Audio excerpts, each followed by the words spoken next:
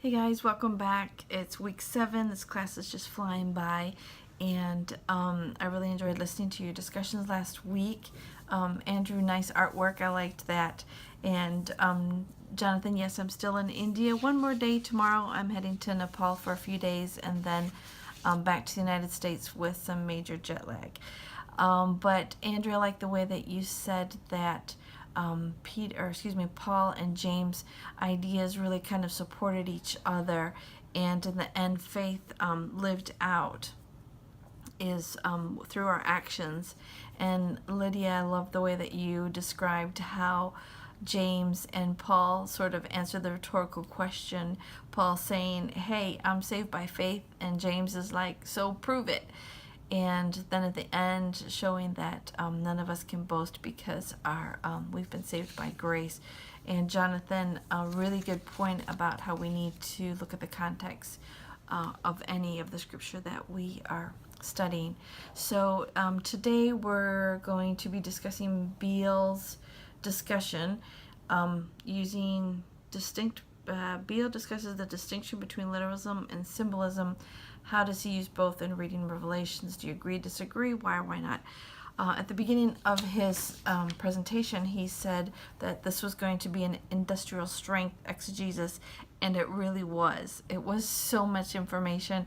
It was hard for me to try to pull out the answers to today's discussion. So I took a lot of notes, and let me see if I can make some sense of them.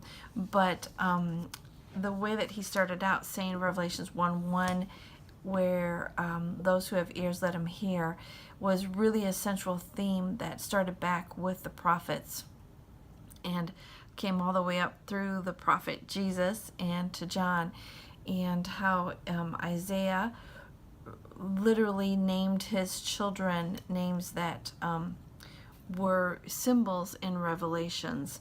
Like he named one of his sons Remnant, and another son Captivity, and also Ezekiel 4:1-3, where he gets a brick and writes Jerusalem on it and puts a ramp to show that Jerusalem will be invaded.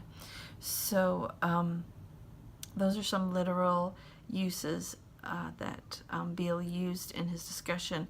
But then going through to the symbolism, he showed also how Jesus used symbolism in his parables. And the symbolism the purpose of it was not necessarily to enlighten the unbeliever, but it was to judge them, or to call the remnant, because the remnant would understand the parables.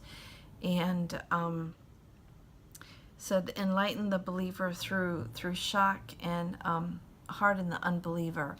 And even into Revelations, where John uses symbolism, that is one of the things that Beale says, that he uses symbolism to shock the remnant back into seeing the severity of their sins, and to get them to focus back onto God. And that's why he used symbolism during the book of Revelations. And those who are not part of the remnant would just not understand the symbolism. And let's see. So what I got out of his ideas was basically that the symbolism in Revelations was either to sedate or to shock us back into the reality of our relationship with God. Also, towards the end,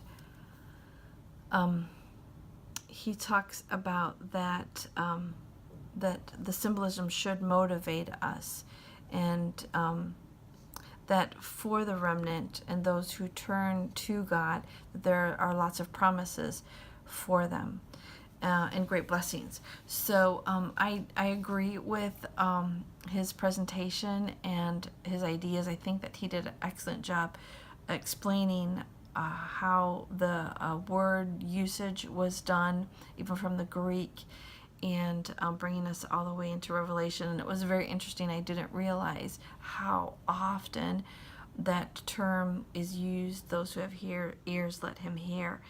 And so those are my points for today, and I hope that you're doing okay, and I'll be looking forward to next week to hear from you. Alrighty, bye-bye.